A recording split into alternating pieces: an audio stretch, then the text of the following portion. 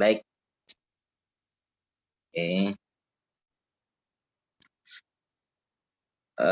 Saya rasa sebelumnya silakan dihidupkan semuanya kameranya ya, yang memang memungkinkan untuk bisa dihidupkan kamera depannya. Jika tidak bisa, mungkin lagi di jalan atau hal-hal yang lain, silakan chat izin dulu ya, supaya kita bisa bertatap muka meskipun melalui media. Oh, ini juga nanti sama Mas Nuzul sepertinya barusan sudah di record. Baik, bismillahirrahmanirrahim. Terdengar ya suara saya Mas Nuzul?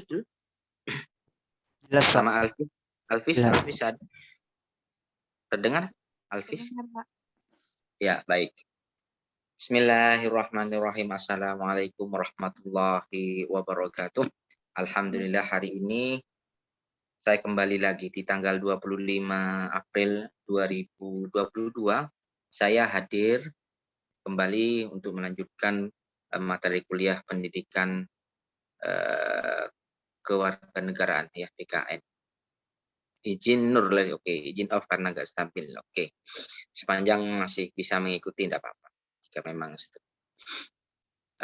hari ini saya kembali hadir. Jika minggu kemarin saya reschedule karena ada kegiatan di hari Seninnya sehingga dibuat malam, hari ini alhamdulillah sesuai sekitar jam 10 dengan mahasiswa yang hadir ada 22 tadi yang disampaikan oleh koordinator. Jika kemarin saya sudah berbicara tentang hak politik dari warga negara. Jadi warga negara memiliki hak politik untuk memilih dan dipilih dalam pemilihan umum. Hari ini temanya tentu berbeda. Tapi tentang hak warga negara yang lain. Ya. Hari ini adalah temanya tentang hak menyampaikan pendapat, kemerdekaan warga negara untuk menyampaikan pendapatnya di muka umum. Oke, temanya itu ya. Lagi, kemerdekaan hak warga negara untuk menyampaikan pendapatnya di depan umum. Hari ini temanya itu. Jadi jika dulu sebelum reformasi tahun 98 itu kita masih ada batasan-batasan. Mungkin jarang sekali kita mendengar orang melakukan demo gitu ya. Melakukan demo. Tapi ketika terjadi reformasi besar-besaran ya, kita ingin melakukan pembenahan di seluruh lini, salah satunya yang dihasilkan dari sebuah demokrasi yaitu hak untuk menyampaikan pendapat ya, sehingga saat ini ya tidak heran juga misalnya ternyata lagi banyak demo gitu misalnya, bahkan teman-teman dari kalian demo, bahkan di bulan puasa kemarin juga demo gitu ya, PMSI itu yang di Jakarta, lalu diikuti di daerah-daerah juga. Dan itu tidak salah. Ya, saya tegaskan dalam kuliah saya pendidikan kewarganegaraan itu adalah hak dari warga negara untuk menyampaikan pendapatnya di muka umum.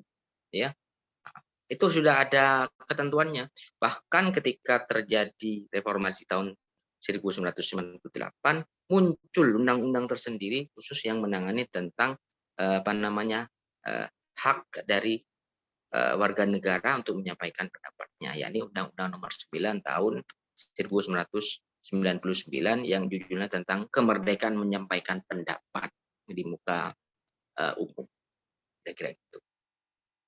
Di situ disebutkan bahwa sebenarnya tidak hanya yang hari ini kita kenal dengan adanya demo gitu. Tapi ada sekitar 3 sampai 4 bentuk warga negara menyampaikan menyampaikan pendapatnya di muka umum ya. Ada 4.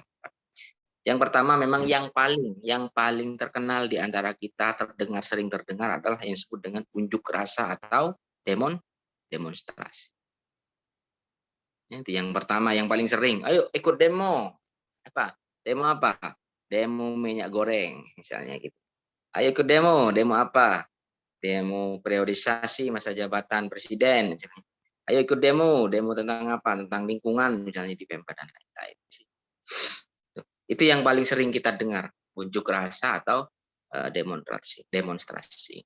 Lalu yang kedua juga sebenarnya ada bentuk lain selain demo yang itu menurut aturan juga jadi bagian yang tidak terpisah, yakni pawai, ya. Selain demo ataupun demonstrasi unjuk rasa itu yang kedua bentuk menyampaikan ekspresi pendapatnya, ya, baik secara lisan, ya, tulisan, body language misalnya, ya, itu juga disebut dengan pawai. Pawai, ya. Pawai cara mendapatkan pendapat dengan arak-arakan di jalan umum, ya. Arak-arakan. Pawai.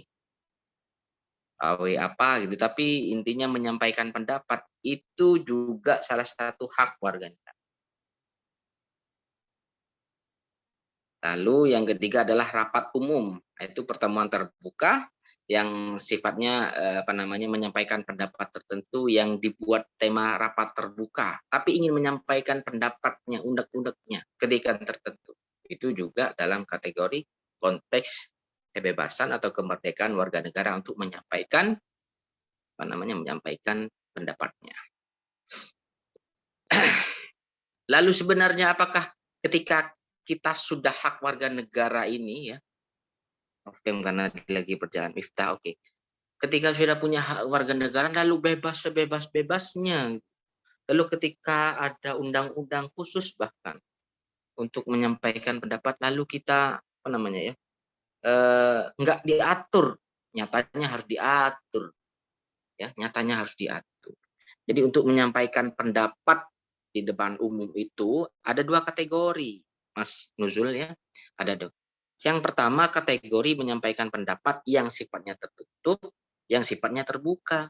Kenapa dibuat seperti itu? Karena aturannya beda. Untuk menyampaikan pendapat baik rapat umum, ya tadi, ya, rapat, terus pawai, terus unjuk rasa ataupun demonstrasi. Kalau itu dibuat secara terbuka, maka pelaksanaannya hanya bisa dilakukan mulai dari jam 6 pagi dan maksimal jam 18.00. Saya ulangi, ya. Jadi orang yang demo sekarang ini yang dibuat terbuka itu di depan DPRD, di depan DPR RI, di depan kantor Pemda atau di tempat-tempat yang sudah ditentukan itu, ada waktunya kalau dibuat terbuka, yakni jam 6 pagi sampai jam 18.00. Itu ya. Jadi Anda kalau misalnya lebih dari situ, ya harus membubarkan diri secara sukarela. Lek gak gelem dibubarkan secara sukarela, ya terpaksa aparat kepolisian dalam hal ini Polri, ya, harus membubarkan secara paksa, ya. Anda sudah silahkan gunakan hak Anda, hak menyampaikan pendapat, tapi dibatasi waktu. Lek kate demo sesuk meneh, ojo lebih dari jam 18, gitu, kira-kira gitu. Kak kesel dah kon rek, kira-kira gitu ya. Kira-kira, ya. Dari jam 6 pagi sampai jam 18. Jam 18 itu jam 6 lah, kembali ke jam 6 sore maksudnya. Maghrib itu sholat kon, ya. Sholat maghrib lah, gitu. Itu yang ketika dibuat terbuka. Tapi kalau tertutup waktunya akan semakin panjang ternyata. Waktunya akan semakin panjang. Kalau dibuat tertutup, nyatanya nanti waktu yang dapat diberikan atau diizinkan batas dari jam 6 pagi dan maksimal jam 22.00. 22.00 itu jam 10 malam. Ya.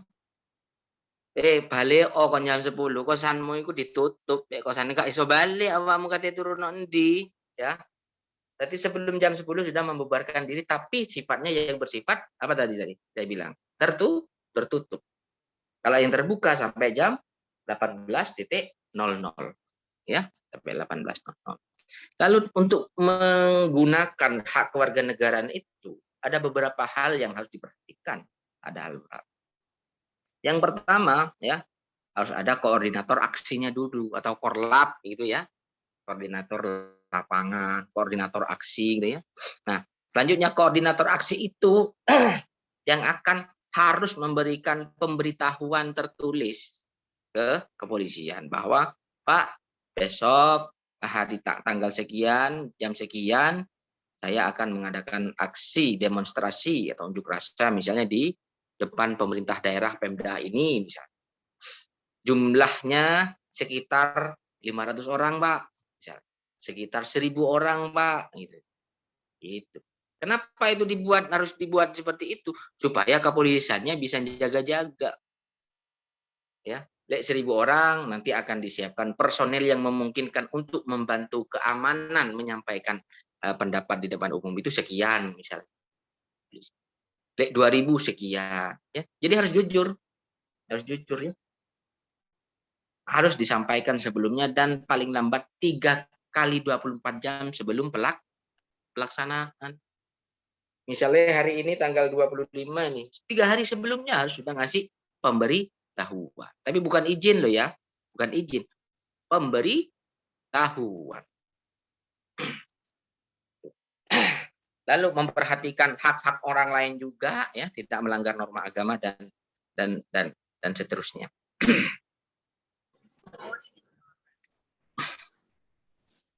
Tapi meski seseorang ya, Vera ya, mau ikut demo misalnya diajak demo ya.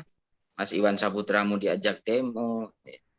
Lalu Laurentius ini mau diajak demo. Pikir-pikir juga, apalagi setelah ikut mata kuliah saya. Kenapa dipikir-pikir? Karena ada beberapa larangan-larangan yang harus diketahui bagi seseorang yang mau ikut demo. Ya, ada beberapa tempat yang memang oleh aturan hukum, oleh undang-undang, oleh peraturan Kapolri nggak boleh di demo. Silakan kamu cari tempat dimanapun Anda demo, tapi ada beberapa tempat yang nggak boleh di demo. Ya, apa itu Pak tempat-tempat yang tidak boleh di demo, tidak boleh saya menyampaikan pendapat di depan umum, baikkah demonstrasi, ya, unjuk rasa ataupun pawai, ya, arak-arakan itu tadi, ya, ataupun rapat umum. Itu yang pertama adalah tempat ibadah. Jadi nggak boleh Anda mau demo lalu tiba di masjid, gitu ya, di gereja, itu nggak boleh Pak. Ya. Nggak boleh, bahwa bukan hanya tidak boleh, tapi itu melanggar. Karena silakan Anda demo tempat lain, tapi jangan di masjid, di wihara, di apa namanya, di gereja, pokoknya di tempat ibadah. Itu yang pertama. Lalu yang kedua, ada juga tempat yang menurut aturan enggak boleh Anda ngadain demo di situ. Yakni yang kedua adalah rumah sakit. Ojo sampai bawa rumah sakit. Biar ikut. Ayo, ikut demo yuk. Ini ngapa ini? Ini anunya bupati ini tentang masalah apa kayak yang usahanya sama kesehatan. Lalu Anda mengadain demo lalu di rumah sakit, misalnya di rumah sakit Dr. Subandi ya, rumah sakit Bina Sehat atau rumah sakit apa. Wah, Anda berarti tidak lulus pendidikan warga negaraannya. Ya. Anda sampai ikut kuliah, lalu ikut demo di tempat yang dilarang. Satu tadi tempat ibadah, yang kedua rumah sakit. Ojo sampai namanya demo rumah sakit itu tempatnya orang sakit. Orang mau tidur aja cek reportnya, ya, gara-gara Anda demo, kebangun dia. Karena kebangun tiba-tiba mati, ya, Anda dosa itu. Ya, jadi nggak boleh. Ya. Rumah sakit itu memang sengaja tidak boleh dijadikan salah satu tempat tujuan untuk melakukan aksi, demonstrasi, pawai ataupun member bebas, ya, rapat bebas. Lalu selain itu yang kedua yang rumah sakit, ada lagi yang ketiga, yaitu pelabuhan udara ataupun laut, bandara, Mas. Jadi nggak boleh bandara itu. Karena itu milik pemerintah juga, misalnya lalu Anda demonya di bandara, baik bandara udara ataupun bandara laut. Ya. Kalau itu misalnya terjadi, ya, pas ketepaan Mas Nuzul ini mau balik ke Gresik, ya, lalu di daerah Balikpapan ya kalau di sana ya, atau di mana ya kemarin Mas Nuzul ini kan lagi di luar kota, nggak bisa pulang itu, ya, kasihan Mas Nuzul nggak bisa pulang itu, Pak. Ya. Jadi bandara udara sama bandara laut enggak boleh. Harus bebas dari lokasi penyampaian aksi, demonstrasi ataupun unjuk rasa. Selain itu, apa lagi? Stasiun. Ya, nomor berapa ya? Nomor 1, 2, 3, 4. Yang keempat, stasiun. Gak oleh stasiun. Pernah dengar nggak ada demo lalu di stasiun gitu? Dikeroyoki wong akeh awakmu Mas, lek sampean demo di stasiun, ya. Dan bahkan dari aturan juga nggak boleh. Mas Iwan tiba-tiba, "Ayo ngajak aku tadi korlap ngono, 4 megawatt misalnya, katanya ngajak aksi, mau ngajak demo di anu, turunkan harga apa namanya, misalnya dia turunkan harga kereta api Jember Surabaya misalnya. Wah, pas Anda mau ngadain aksi di stasiun, ya nggak boleh, stasiun kereta api. Lalu terminal angkutan darat juga bisa juga, Mas. Ya, nggak boleh juga. Ya, kayak terminal Tawangalun itu kalau di Jember mau di demo nggak boleh juga. Ya, tuh. Lalu spesifikasi terkait tempat-tempat yang juga Anda dibatasi meskipun Anda memiliki hak kewarganegaraan, yaitu objek-objek vital nasional yang radiusnya kurang dari 500 meter dari pagar luar. Nggak boleh. Apa ya vital nasional itu? Tempat vital yang monumen nasional. Ada nggak monumen nasional di demo? Nggak ada ya. Tempat-tempat vital bersifat nasional. Apalagi pokoknya yang tempat vital punyanya negara nggak boleh. Lalu di Istana Presiden juga nggak boleh ternyata. Ya, radiusnya 100 meter dari pagar luar. Ya, menyampaikan aspirasi pendapat di muka umum ternyata di wilayah istana itu tempatnya Pak Presiden, Mas Nuzul. Paham ya? Pernah ke sana Mas Nuzul? Belum ya? Jadi tidak boleh di istana itu dilakukan demo. Kalaupun boleh dibuat radius 100 meter dari pagar luar. Makanya kan Anda sering dengar kalau misalnya nonton TV atau apa, 100 meter atau bahkan dibuat lebih sedikit, misalnya pas 150 atau pertimbangan tertentu, atau setidaknya menurut aturan 100 meter, itu dibuat pagar kawat. Kan kamu sampai ngonotok ngomongi, nyampaikan aspirasi sampai situ saja Pak ke Pak Presiden, kira-kira gitu ya. Sampai 100 meter di pagar luar istana. Selain itu ternyata terkait tempat, waktu, ada penjelasan lebih lanjut. Tadi kan dibuat tertutup dan terbuka. Kalau tertutup dari jam 6 pagi sampai jam 22. Terbuka dibuat apa namanya dari jam 6 pagi sampai 18 jam 6 sore. Ternyata ada waktu-waktu tertentu yang nggak boleh. Meskipun awak mau ngajukan pemberitahuan tetap salah, nggak boleh. Yaitu hari besar nasional. Ya misalnya tahun baru, hari raya Nyepi, lalu hari raya Idul Fitri, misalnya besok nih kita tanggal 2 atau 3 hari raya Idul Fitri, ya. Terus Anda mau ngadain demo, keblek Anda itu, ya. Datang ke rumah saudaranya kenapa, ya? Minta maaf-maafan, siapa tahu dapat ampau gitu kan.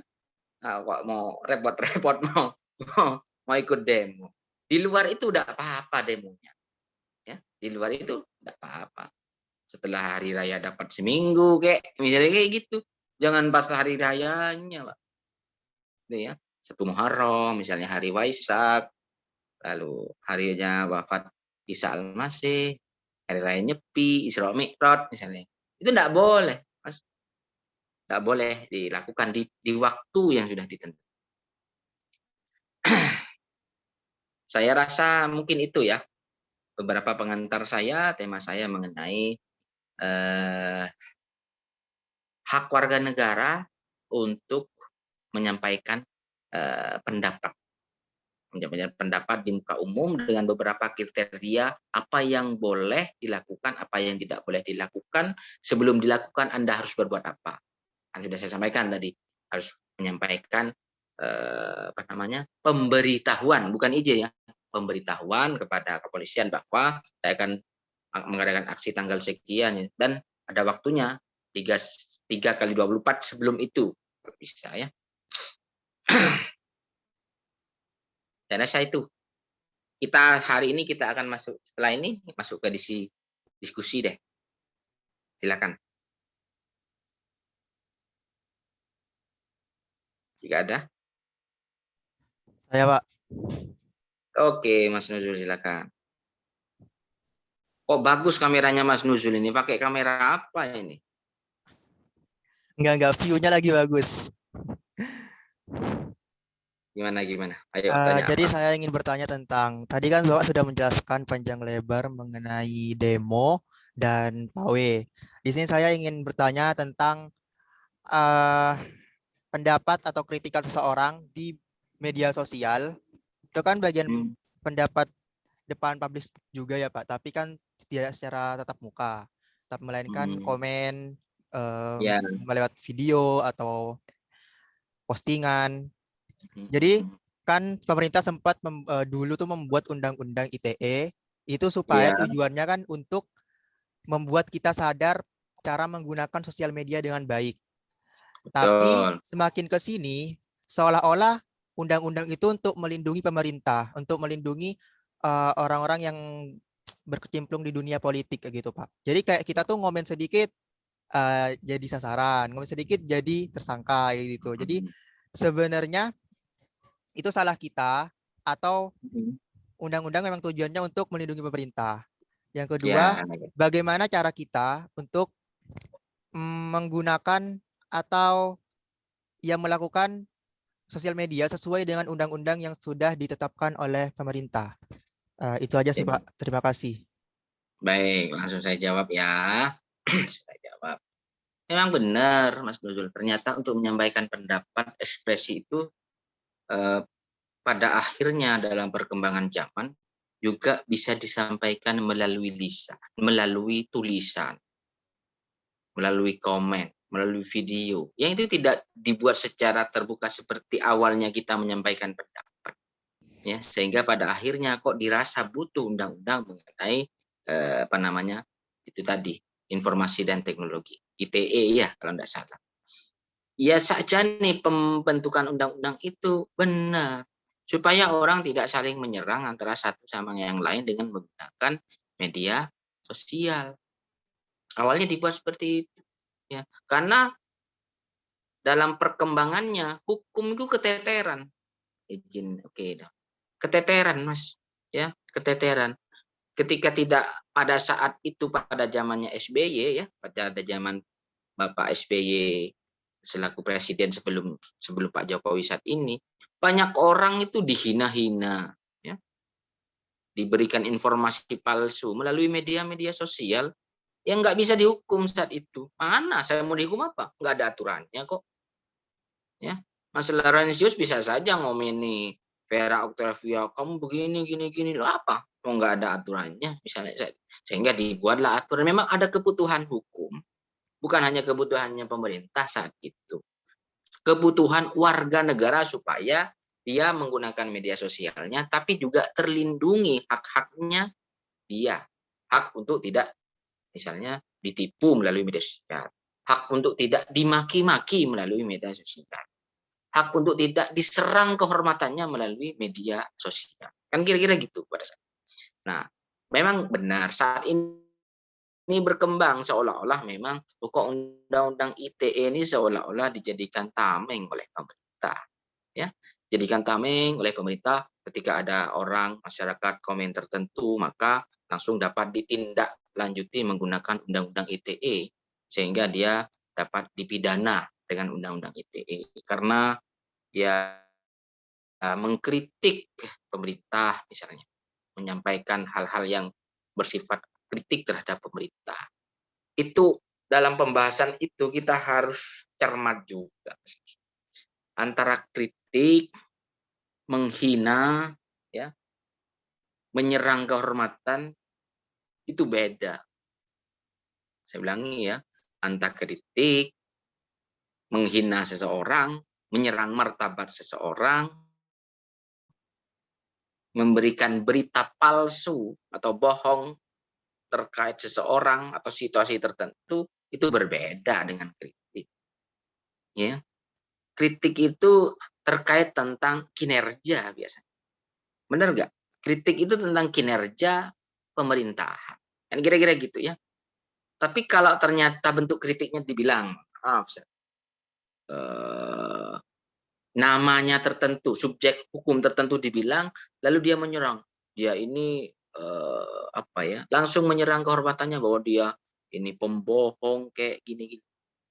Presiden itu dalam konteks dua kan, kalau misalnya dalam hal pemerintahan, apakah yang dikritik itu Jokowi sebagai Jokowi pribadi atau Jokowi sebagai presiden? Ya, orang mungkin kesulitan untuk membedakan, menyampaikan kritikannya, apakah penghinaan kah nanti atau apa ya? Dibilang misalnya ibunya Jokowi yang almarhumah kemarin itu bukan ibunya, mosok ibunya hampir sama usianya sama Pak Jokowi. Pak Jokowi padahal memang anaknya beliau misalnya. Itu kan memberikan berita bohong. Lek misalnya tidak diberhentikan terus menggelembung pada akhirnya orang akan membentuk opini, oh ikut tutuan. Misalnya menyebutkan misalnya lagi misalnya Mas Nuzul itu kurang ajar, apa sembarang pokoknya sing umpatan-umpatan sekiranya menyerang kehormatannya dia, yang sekiranya orang lain, publik, halayak umum ketika mendengar itu akan menurunkan kepercayaan kepada Mas Nuzul. Padahal Mas Nuzul misalnya sekarang lagi merintis karir, salah satunya yang dirintis misalnya seorang penulis. Seorang penulis, tapi ketika diserang melalui media sosial, lalu tiba-tiba penerbit pun tidak mau menerima Mas Nuzul untuk menerbitkan buku. Apa itu juga kritik ke Mas Nuzul? Bukankah menghina itu atau memberikan berita bohong kepada Mas Nuzul? Maka itulah pentingnya Undang-Undang Informasi dan Teknologi. Ini kira gitu. Emang gitu. Lalu bagaimana kita? Ya harus kita bijak, makanya kan banyak Kominfo itu sering bilang bijak menggunakan media sosial. Bijaklah menggunakan WhatsApp. Ya. Akhir-akhir ini memang banyak ini ya. Banyak berita-berita melalui WhatsApp itu yang saja nih perlu kita Perlu kita cross check dulu. Jangan tiba-tiba langsung diteruskan, oh karena baik videonya diteruskan ya, karena ini viral diteruskan ya. Harus bijak dulu ya. Misalnya beginilah paling sederhananya untuk melakukan bijak. Ada tindakan tertentu, anaskir tertentu. Itu tidak orang sama sekali pakai masker. Pada situasi 2 tahun terakhir ini kita ada pandemi. Itu sudah bisa dipastikan itu mungkin bisa jadi videonya tidak terjadi antara tahun 2020 atau 2021. Bisa jadi itu demo atau tindakan peristiwa-peristiwa lain yang terjadi tahun 2017. Orang tuh banyak mencoba, apalagi sekarang ada aplikasi Capcut itu ya. Capcut itu apa itu yang ini digabungkan ini, pendapatnya ini dipotong dan seterusnya. Ya. Banyak yang kayak kemarin aja ya. Ketika ada PPKM misalnya. Dan ini saya juga ikut ketawa juga kalau misalnya saya juga tidak memperhatikan secara utuh videonya. Ketika ada Satpol PP melakukan razia penegakan hukum PPKM di salah satu kabupaten itu misalnya, loh Pak, saya kan tukang bal, oh, online aja, bilang gitu ya, bilang gitu, itu udah langsung dipotong, jadi bahan tertawaan dan seterusnya. Padahal oh enggak kalau ternyata ada terusannya, oh enggak kalau apa namanya tambal ban offline, bilang gitu kan, atau enggak bisa online enggak apa-apa dibuka gitu. Itu kan juga perlu apa namanya semacam kita harus mencermati informasi yang kita terima. Artinya tidak semudah kita percaya. Mungkin itu ya Mas Nuzul ya. Jadi bahkan kalau kita mau menganggap oh gak ono gunane itu undang-undang ITE itu ya. Kok saya pesimis nanti kalau ada orang di antara kalian akan berbicara seperti itu. Jangan-jangan kalau misalnya kita tidak dibuatkan undang-undang itu atau undang-undang itu dicabut dan tidak diberlakukan, kita akan tiap hari saling mengejek satu sama lain melalui media sosial. Fotonya Mas Nuzul tiba-tiba kepalanya saya ganti dengan kepalanya siapa misalnya. Ya. Rambutnya harus dibuat sedemikian rupa atau badannya, kepalanya Mas Nuzul nanti badannya orang lain atau bentuk yang lain yang menghina Mas Nuzul. Dan saya nggak kena karena memang sudah undang-undangnya dicabut misalnya tidak diberlakukan. Ya. Orang akan terlalu bebas nanti Mas Nuzul. Nggak ada batasan oleh hukum harus berbuat apa, mana yang nggak boleh. Jadi poin saya tetap masih dalam posisi standing mendukung adanya undang-undang ITE. Ya perkara nanti ada yang satu ditindaklanjuti, itu kan persoalan kasus per kasus, tidak secara menyeluruh juga kan ya. Kira-kira itu Mas Nuzul ya. Iya Jawaban Pak, saya. terima kasih. Ya, silakan yang lain. Jika ada. Pak, tanya Pak. Ayo Firdaus nulis. Loh. Silakan. Saya dulu Pak. Iya, silakan. Tadi kan Bapak menjelaskan tentang kategori warga negara dalam menyampaikan pendapat. Yang pertama ada tertutup dan yang kedua ada terbuka. Nah, Iya, pertanyaannya itu untuk yang terbuka, apakah ada batasan jumlah orangnya atau juga ada kayak ketentuan yang boleh ikut tertutup nih siapa aja gitu, Pak? Iya, oke, baik. Yang pasti kalau terbuka itu nggak ada batasannya. Semampang pengetahuan yang saya ketahui ya namanya terbuka ya. Ya makanya ketika memberikan pemberitahuan ya, ketika menyampaikan pemberitahuan itu maka kan ditanya berapa kira-kira nanti yang akan ikut demo misalnya 1.000, Mohon 2.000. maaf Pak, yang tertutup maksudnya. Oh, yang tertutup. Ya. Yang tertutup tentu akan dilihat situasinya. Ya, misalnya saya akan mengadakan penyampaian pendapat di muka umum. Lalu yang ditentukan adalah GOR Jember. Ya. GOR Jember itu lazimnya layaknya misalnya mampu menampung 1.000 orang. Ya. Tapi ketika Anda menyampaikan pemberitahuan lalu berapa orang? 2.000 misalnya. Ya nggak boleh. Ketika menyampaikan pendapat di dalam yang bersifat tertutup, tentu disesuaikan dengan lokasinya. Lokasi kelas kita atau aula kita, berapa kita kira-kira. Tidak mungkin kalau misalnya, karena apa itu bisa jadi ditolak. Ya.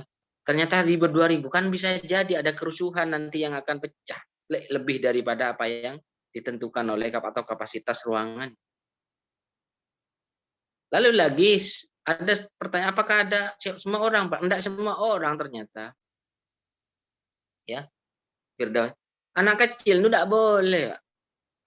Lalu Anda tiba-tiba karena aku sayang anak, aku sayang adik, misalnya adikku tak ajak demo. Jadi enggak boleh. Ya, itu pengeksploitasian terhadap anak. Ya, itu sudah termasuk pelanggaran menyampaikan pendapat di muka umum.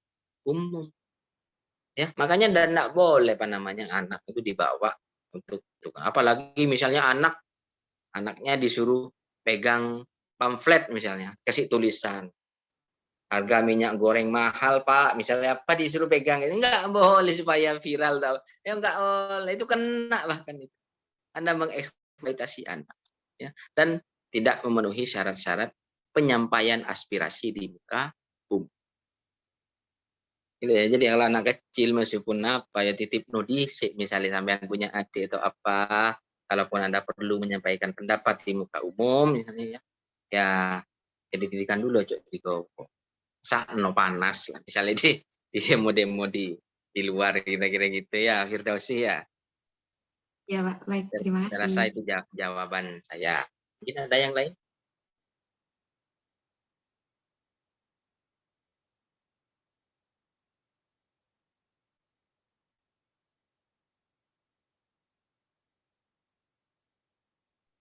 Saya ada Pak. Iya, silakan. Bisa ada, silakan.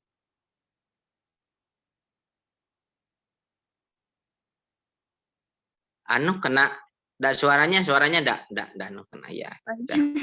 Maaf Pak. Ya.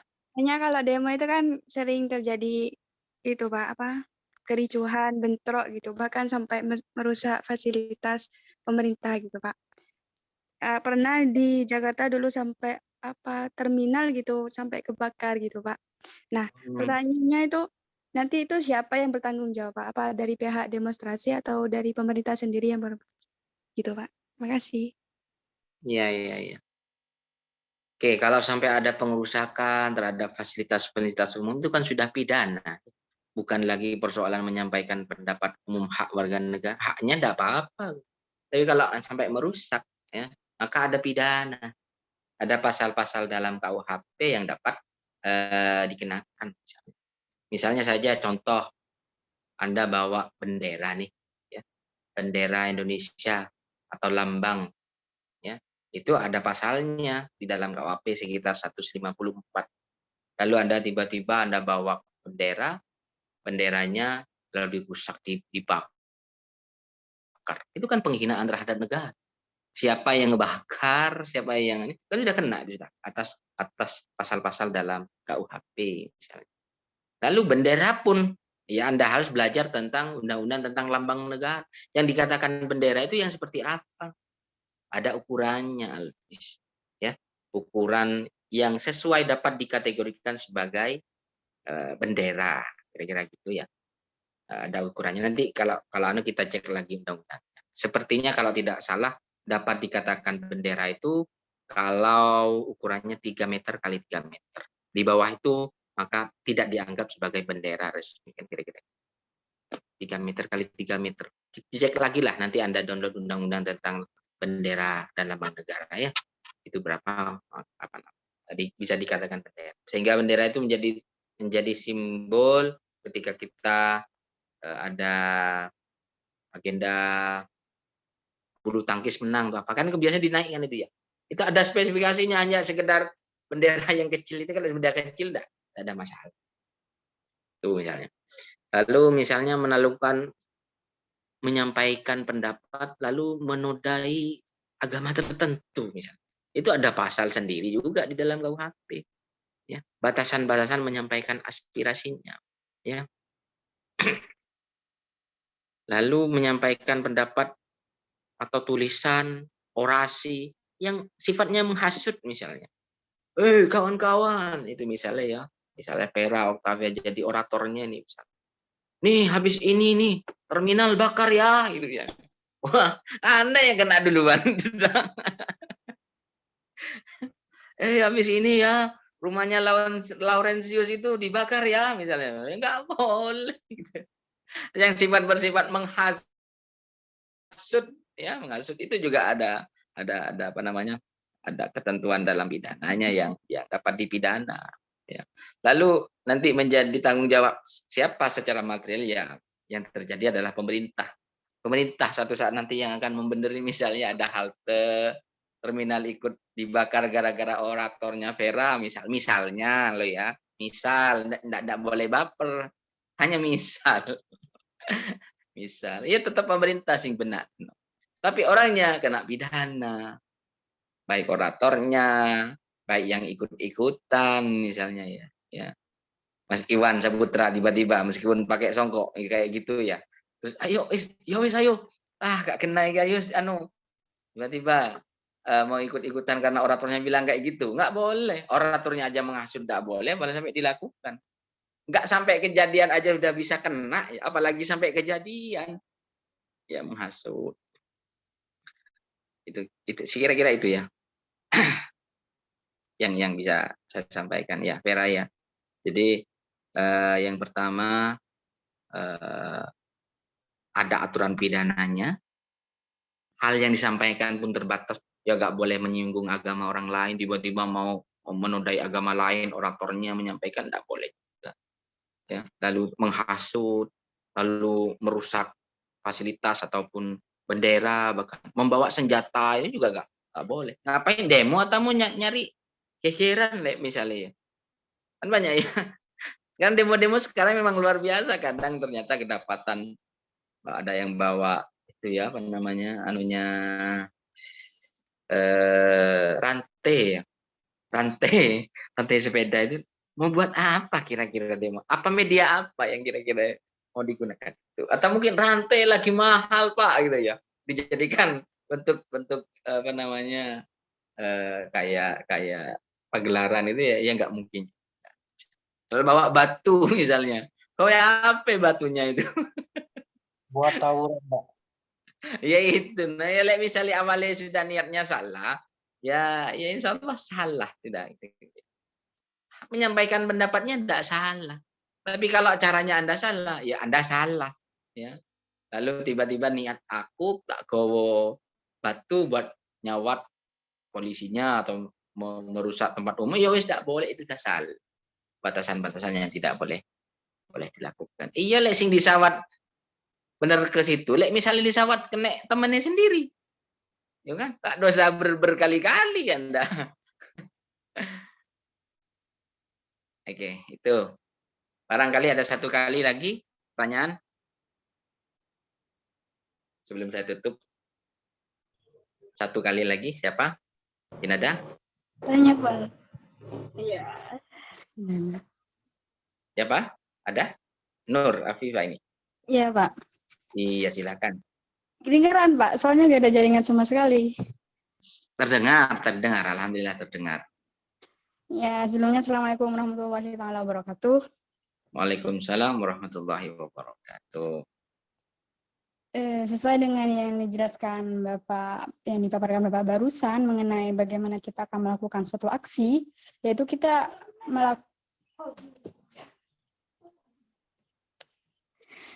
itu harus melakukan mengasih suatu surat pemberitahuan kepada pemerintah atau pihak yang kita akan melakukan aksi tersebut, kan begitu ya Pak?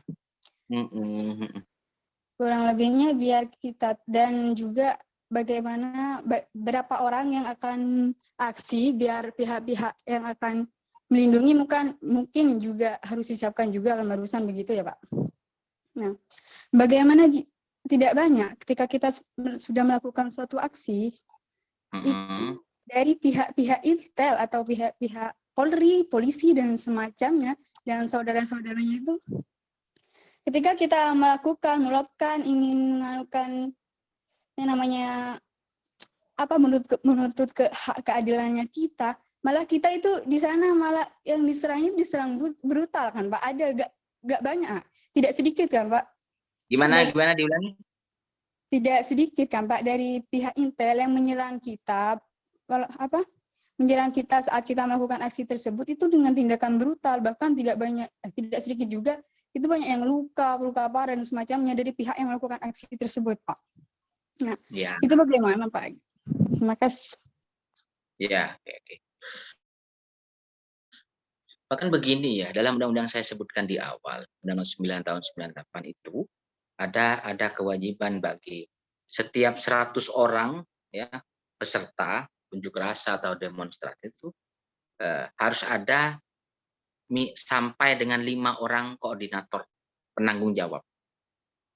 Jika kalau ini mau diikuti misalnya 1.000 orang berarti ada 50 koordinator yang sekiranya bisa meredam situasi itu yang bersifat internal.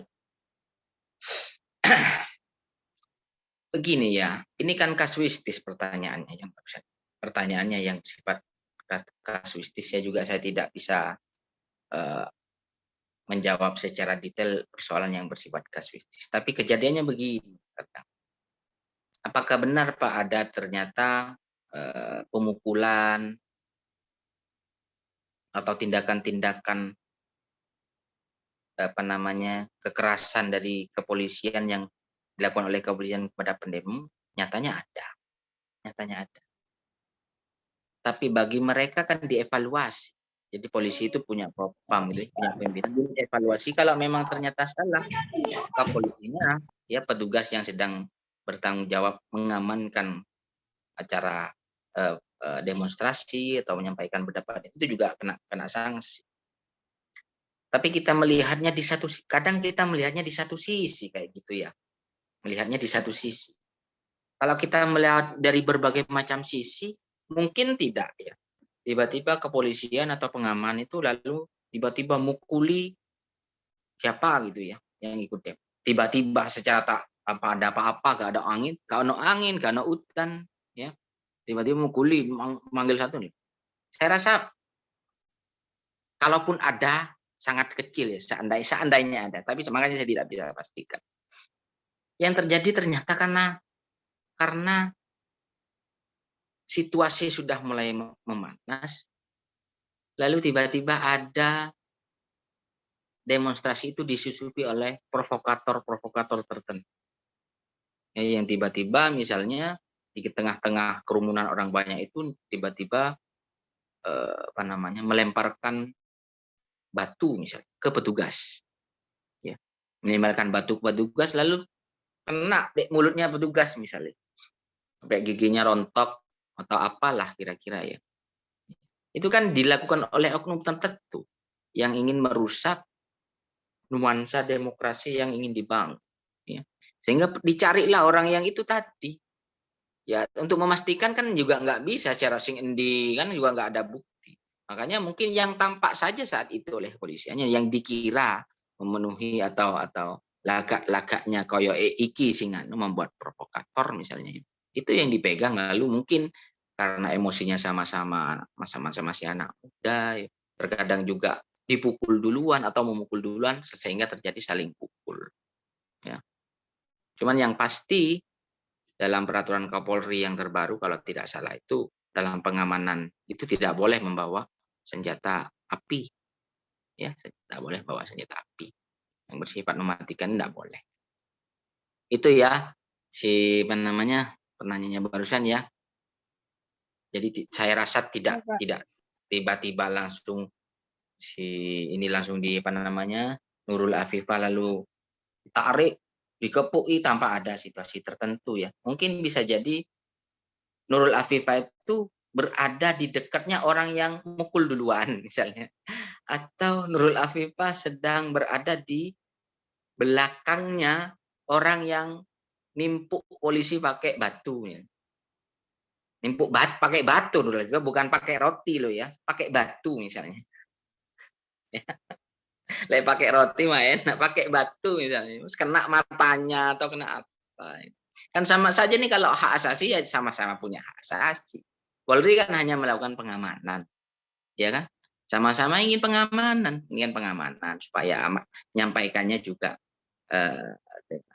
dilaksanakan dengan cara aman, supaya tidak juga demo ketemu sama demo yang pro dan kontra. Kan ada sekarang tuh. Ternyata ada bersamaan, ada demo yang pro dan kontra. Ada anak polisi nih, perang yang ada Pak. Tidak dipisah misalnya ya. Kamu di sebelah sana menyampaikannya, wis terserah kon anak polisi. Perang yang ada, pertumpahan darah. Kira-kira gitu ya. Jawaban saya ya, Nurul Afifah ya. Tapi sepanjang dilakukan dengan cara-cara yang baik itu tadi, dengan apa ya, saya sudah jelaskan ya. Tidak melanggar hak asasi orang lain, tidak juga mulai memukul petugas atau melakukan pembakaran terhadap fasilitas umum ya dan lain. Apakah ada Pak polisi yang kena sanksi gara-gara dia bertindak berlebihan atau bertindak atas penilaian sendiri lalu mukul mahasiswa dan lalu tiba-tiba dia disanksi ya, bahkan dipidana, bahkan sempat ditahan misalnya. Iya ada saja kayak gitu. Cuman kita tidak tahu informasi lebih lanjut. Ini tidak mencari tahu. Ya kan pasti dievaluasi. Sopo iku anggotane sing berbuat berlebihan misalnya. Kira-kira itu ya Nurul Afifah ya. Iya, Bapak. Ya saya rasa itu saja ya. Udah jam 11 ya. Saya ada tamu dari tadi. Pak, Nungguin saya dulu. sebelum diakhiri boleh didokumentasi dulu, Pak. Oh iya, sorry lupa. Betul. Tadi karena ini sudah saya janji jam 10 ke Mas Dusul, maka saya bilang untuk tamunya nunggu. Mas sudah Mas dulu Mas. Bentar ya. Sama siapa? Oh iya. Iya, duduk dulu. Ya. Duduk dulu deh. Oke, silakan kalau mau didokumentasi. Yang lain Silakan yang mau on cam silakan on cam, mau di SS. Ya, di sini dulu. 1, 2, 3. Oke Pak, terima kasih. Oke. Oke ya, saya rasa itu ya kita perkuliahannya dari jam 10 tadi sampai jam 1 jam saya rasa cukup. Nanti kita akan ketemu lagi kuliahnya, tapi sudah TM ya, udah nggak online lagi. 2 kali online ini karena kita mempertimbangkan teman-teman kita yang sedang pulang kampung gitu ya. Mas Nuzul sama teman-teman yang lain yang dari Bawean, dari yang lain ya. Berarti tanggal 9 sudah masuk ya, Pak? Tanggal 9, sepertinya ya tanggal 9 mulai efektif kembali ya. Jadi mudah-mudahan di sisa kita akan bertemu setelah setelah UTS ini, setelah Lebaran, setelah tanggal 9 kalau nggak salah. Ya. Kalau nggak salah kalender akademiknya seperti itu. Jadi saya rasa cukup itu yang perlu saya sampaikan. Sisa 8 hari kuliah puasa, mudah-mudahan puasanya tetap lancar ya, tetap semangat sampai pada hari raya Idul Fitri. Dan sebelum saya tutup mungkin tidak ada salahnya atau tidak terlambat juga. Jadi kemarin itu ya Mas Nuzul itu katanya ulang tahun, katanya sih gitu ya. Katanya ulang tahun. Ada yang mau ngucapin selamat ulang tahun ini soalnya kan di anu ini. Udah lewat, Pak, udah lewat sehari. Udah lewat sehari. Udah lewat sehari katanya. Yang pasti saya sudah nyampaikan ya, ini banyak jasanya Mas Nuzul ngurusin KIP teman-temannya satu angkatan. Ojo gawe mangkelat ini Mas Nuzul jari ini, bilang ke saya. Itu ya, saya rasa itu ya Mas Nuzul dan kawan-kawan yang lain. Kita online-nya hanya 2 kali ini, mungkin ini terakhir, setelah itu tatap muka dan kita akan kembali di kelas secara tatap muka. Gitu ya Mas Nuzul ya. Baik, Ya, saya rasa itu perkuliahan hari ini. Tema kita hari ini menyampaikan pendapat di muka umum ya, hak warga negara, hak yang melekat kepada Anda dimanapun Anda berada ya. Saya rasa itu yang bisa saya sampaikan. Saya akhiri, kurang lebihnya mohon maaf. Wabillahi taufiq wal hidayah. Wassalamualaikum warahmatullahi wabarakatuh. Waalaikumsalam warahmatullahi wabarakatuh. Waalaikumsalam warahmatullahi wabarakatuh.